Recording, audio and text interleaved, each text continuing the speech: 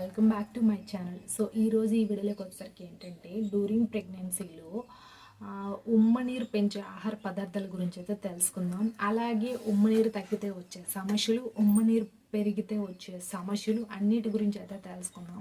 So చివరి వరకు అయితే చూడండి. మీకు ఈ ప్రెగ్నెన్సీలో ఎలాంటి డౌట్స్ ఉన్నా సరే ఖచ్చితంగా కామెంట్ అనేది చేయండి. సో దానికి నేను రిప్లై అయినా ఇస్తాను, లేదా వీడియో అయినా చేస్తాను. అండ్ నా ఇన్స్టాగ్రామ్ లింక్ నేను కింద డిస్క్రిప్షన్లో ఇస్తాను. సో మీ పర్సనల్ డౌట్స్ ఉంటే ఏమైనా సరే అక్కడైతే అడగండి. అండ్ మన ఇన్స్టాగ్రామ్ కూడా ఫాలో అయితే అవ్వండి. సో ఇప్పుడైతే మనం వీడియోలోకి అయితే వెళ్ళిపోదాం. అంతకంటే ముందు మన ఛానల్ ఎవరైనా ఫస్ట్ టైం చూసినట్లయితే ఈ వీడియోని లైక్ చేసి, షేర్ చేసి, సబ్స్క్రైబ్ కూడా చేసుకోండి. అండ్ కింద డిస్క్రిప్షన్లో baby bye symptoms, baby girl symptoms videos అనేది షేర్ చేశాను. ఒకసారి టైం ఉండేటప్పుడు అయితే చూడండి. ఇప్పుడు మనం వీడియోలోకి అయితే వెళ్ళిపోతాం. సో ఫస్ట్ వన్ వచ్చేసరికి ఏంటంటే మనకి ఉమ్మనీరు అనేది అసలు బేబీని ప్రొటెక్ట్ చేసేదానికైతే ఉంటుంది. అంటే కడుపులో బేబీకి ప్రతి ఒక్కటి మన నుంచి అందాల్సినవన్నీ కూడాను బేబీకి వెళ్తాయి కదా. పోషణ కానీ, ఆక్సిజన్ కానీ, రక్త సరఫరా కానీ ప్రతి ఒక్కటి కూడా మన నుంచి బేబీకి అనేది వెళ్తుంది. సో ఆ ఉమ్మనీరు అనేది బేబీకి ఒక రక్షణ వలయంలా చుట్టూ కూడా కాపాడుతూ ఉంటుంది బేబీకి. సో అది. అండ్ నెక్స్ట్ వన్ వచ్చేసరికి ఏంటంటే ఈ ఉమ్మనీరు అనేది ఎక్కువైనా ప్రాబ్లమే, తక్కువైనా ప్రాబ్లమే. మనకి చాలా ప్రాబ్లం వచ్చే ఛాన్సెస్ అనేది ఉంటుంది. సో అసలు ఉమ్మనీరు ఎంత ఉండాలంటే నార్మల్గా 8 నుంచి 18 వరకు ఉంటే అది హెల్దీ, పర్వాలేదు, బేబీకి సరిపడి ఉన్నట్టు. 8 నుంచి 18 వరకు ఉంటాయి. సో నేను ఆల్రెడీ చాలా వీడియోస్ అనేది షేర్ చేశాను, ఆమ్నాటిక్ ఫ్లూయిడ్ వీడియోస్. ప్లేలిస్ట్ అనేది దాని గురించి సపరేట్గా పెట్టాను, ఉమ్మనీరు అని. ఆ ప్లేలిస్ట్లో వీడియోస్ అనేది చూడండి. సో మనకి ఏంటంటే 8 నుంచి 18 వరకు మనకి స్కానింగ్ రిపోర్ట్లో ఏఎఫ్ఐ ఉంటుంది. అంటే ఏఎఫ్ఐ అంటే ఆమ్నాటిక్ ఫ్లూయిడ్ ఇండెక్స్ అని అర్థం. ప్రతి స్కాన్ రిపోర్ట్లో మెన్షన్ చేస్తారు. యాంటీ స్కానింగ్లో కానీ, టిఫా స్కానింగ్లో కానీ, డాప్లర్ కానీ, గ్రోత్ స్కానింగ్ కానీ, సో ఎర్లీ ప్రెగ్నెన్సీ స్కానింగ్లో కానీ, మన డ్యూరింగ్ ప్రెగ్నెన్సీలో తీసుకున్న ప్రతి స్కాన్ రిపోర్ట్లో కూడాను మన యొక్క ఆమ్నాటిక్ ఫ్లూయిడ్ని మెన్షన్ చేస్తారు, ఎంత ఉమ్మనీరు శాతం ఉందని. సో ఏఎఫ్ఐ అని ఉంటుంది. మీ స్కాన్ రిపోర్ట్ చూసి ఒకసారి చూడండి, తీసి ఏఎఫ్ఐ ఎంత ఉందో కింద కామెంట్ చేయండి. మీకు హెల్తీగా ఉందా లేదా అనేది నేను చెప్తాను. సో ఒకసారి మీ స్కాన్ రిపోర్ట్లో చూడండి ఎంత ఉందో కామెంట్ చేయండి. సో అయితే ఉమ్మనీటి శాతం అనేది 8 నుంచి 18 వరకు ఉంటే హెల్తీగా ఉన్నట్టు. సో 8 కంటే తక్కువగా ఉందనుకోండి, ఎలాంటి ప్రాబ్లం వస్తుందో తెలుసా? బేబీకి మీ నుంచి రక్త ప్రెషర్ అనేది జరగదు, ఇంకా ఆగిపోతుంది.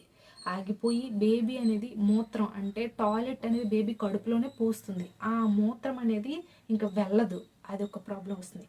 బేబీ మూత్రం వెళ్ళకపోయినా, ఆ బేబీకి రక్త ప్రెషర్ అంటే రక్త ప్రెషర్ అనేది మన నుంచి వెళ్ళకపోయినా ఆపరేషన్ చేసి బేబీని తీయాల్సి వస్తుంది, ఉమ్మనీరు తక్కువగా ఉంటే. అది ప్రాబ్లమ్. కాబట్టి మెయిన్ గర్భిణీలకి ఉమ్మనీరు ఎంత ఉందనేది డాక్టర్స్ ఎందుకు చెక్ చేస్తారు? దీనికోసమే. ఉమ్మనీరు తక్కువైతే బేబీకి రక్త ప్రెషర్ అంతా ఆగిపోతుంది, ఇంకా బేబీ అనేది మూత్ర విసర్జన వ్యవస్థ కూడా ఆగిపోతుంది. సో ఈ 2 ప్రాబ్లమ్స్ వచ్చాయనుకోండి, బేబీకి ఎఫెక్ట్ ఉంటుంది. సో కొంతమందికి షీ సెక్షన్ ఆపరేషన్ చేసి బేబీని తీయాల్సి వస్తుంది. సో అది మెయిన్. ఉమ్మనీటి శాతం అనేది మంచిగా ఉండేలా డాక్టర్స్ చాలామంది గర్భిణీలకి సజెషన్ చేస్తారు, మంచిగా ఫుడ్ తీసుకోండి, మంచిగా అన్ని తీసుకోండి అని. ఎందుకంటారు? దీనికోసమే. అయితే ఇప్పుడు ఉమ్మనీరు పెరిగితే వచ్చే ప్రాబ్లమ్స్ ఏంటో తెలుసా? గర్భిణీ స్త్రీకి ఆయాసం వచ్చేస్తుంది, అంటే కనీసం మాట్లాడలేని స్థితి కూడా వచ్చే ఛాన్సెస్ అనేది ఎక్కువగా ఉంటుంది. ఎక్కువగా ఆయాసం వచ్చేసి కడుపు అనేది మరీ పెద్దగా పెరిగిపోతుంది.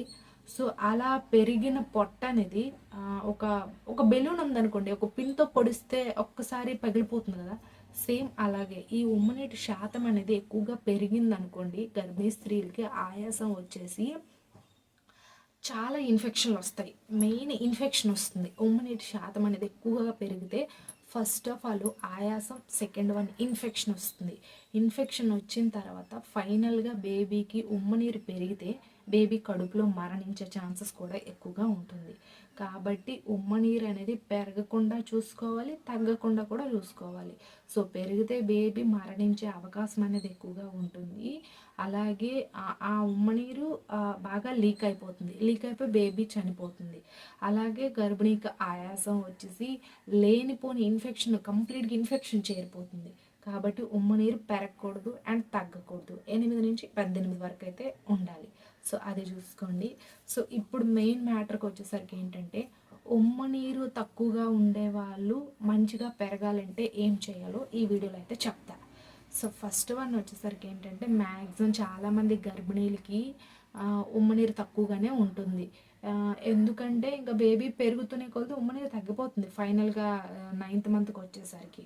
సో అలా తగ్గకుండా కొంతమంది డాక్టర్స్ ఏంటంటే ఉమ్మ నీరు ప్యాకెట్స్ రాస్తారు, బయట మెడికల్ షాప్లో తీసుకోండి, యూస్ చేయండి, లేదా వాళ్ళ హాస్పిటల్లో అయినా సరే ఇస్తూ ఉంటారు ఉమ్మ నీరు ప్యాకెట్స్ అనేది. ఎందుకంటే ఉమ్మ నీరు పెరిగితే బేబీ హెల్తీగా పెరుగుతుంది కదా అని. అయితే ఆ ఉమ్మ నీరు పెరిగేల కొన్ని ఆహారాలు, మీరు డైట్ అనేది మీ ఇంట్లోనే మంచిగా ఫుడ్ ఐటమ్స్ అనేది తీసుకోవాలి. అవేంటో ఇప్పుడు చెప్తా. సో ఫస్ట్ ఆఫ్ ఆల్ వచ్చేసరికి ఏంటంటే పాలకూర ఎక్కువగా తీసుకోవడం వల్ల ఏంటంటే మీ యామ్నోటిక్ ఫ్లూయిడ్ అనేది ఇంక్రీజ్ అవుతుంది. కాబట్టి మార్కెట్లో మనకి పాలకూర అంటే దొరుకుతుంది. సో పాలకూర తినడం వల్ల ఉమ్మ నీటి శాతం పెరిగి బేబీకి జన్యుపరమైన అంటే జెనెటిక్ ప్రాబ్లమ్స్ అనేది రావు. అండ్ ఆల్సో బేబీకి యామ్నోటిక్ ఫ్లూయిడ్ అనేది ఇంక్రీజ్ చేసేలా చేస్తుంది పాలకూర, అదొకటి. అండ్ బ్రాకలీ అంటే చాలామందికి తెలుసు, కొంతమంది తెలిసి ఉంటుంది. బ్రాకలీ అంటే గ్రీన్ కలర్లో ఉంటుంది కదా. సో ఆ బ్రాకలీ తింటే చాలా బెటరు, మంచిగా ఉమ్మనీటి శాతం అనేది పెరుగుతుంది. సో బ్రాకలీ, పాలకూర, క్యారెట్, అలాగే టొమాటో, పుచ్చకాయ, దానిమ్మ, తెల్ల ద్రాక్ష పళ్ళు. ఇప్పుడు నేను చెప్పిన ఈ ఐటమ్స్లో ఎక్కువగా ఉమ్మనీటి శాతం అనేది పెరుగుతుంది. సో ఏంటి ఇంకోసారి చెప్తా. టమాటో, బ్రోకలీ, కాలీఫ్లవరు, పాలకూర, కీరదోస, తెల్ల ద్రాక్ష పండ్లు, అండ్ నెక్స్ట్ మనకి దానిమ్మ, పుచ్చకాయ, వీటిల్లో ఎక్కువగా ఉమ్మనీటి శాతం అనేది పెరుగుతుంది. సో వీటిల్లో మీరు ఒక 2-3 అయినా సరే 7th మంత్ నుంచి తీసుకున్నారనుకోండి, ఏదో ఒకటి తీసుకుంటే మీకు ఉమ్మనీటి శాతం అనేది ఎక్కువగా పెరుగుతుంది. దానివల్ల ఏంటంటే baby growth, activities, baby movements అన్నీ బాగుంటాయి. కాబట్టి మీరు ఈ ఉమ్మనీటి శాతాన్ని పెంచే నేను చెప్పిన ఈ ఫుడ్ ఐటమ్స్ అనేది అన్నీ తీసుకోకపోయినా ఇందులో కొన్ని అయినా సరే మీరు రెగ్యులర్గా తీసుకోవాలి. ఒకరోజు తినేస్తే మనకు ఉమ్మనీరు పెరగదు కదా. సో ఒక వారం తీసుకున్నా పెరగదు కదా. మినిమం ఏంటంటే ఒక డైట్ మెయింటైన్ చేసామంటే 2-3 మంత్స్ అయినా సరే అది రెగ్యులర్ చేస్తేనే దాని రిజల్ట్ అనేది మనకు వస్తుంది. కాబట్టి నేను చెప్పిన ఈ ఫుడ్ ఐటమ్స్లో బ్రోకలీ, కాలీఫ్లవరు, కీరదోస, అండ్ టమాటో, పుచ్చకాయ, దానిమ్మ, తెల్ల ద్రాక్ష పండ్లు, పాలకూర, వీటిని తీసుకుంటే ఖచ్చితంగా మీకు ఉమ్మనీటి శాతం అనేది పెరుగుతుంది. సో ఇది అండి. మీకు ఇందులో ఇంకేమైనా డౌట్స్ ఉంటే ఖచ్చితంగా నాకు కామెంట్ చేయండి. మీ యామ్నోటిక్ ఫ్లూయిడ్ నెంబర్ అదే ఎంత ఉందో కూడా కామెంట్ చేయండి. సో ఇది, ఐ హోప్ ఈ వీడియో మీకు ఇన్ఫర్మేటివ్. లైక్ చేసి, షేర్ చేసి, సబ్స్క్రైబ్ కూడా చేసుకోండి. Thanks for watching this video.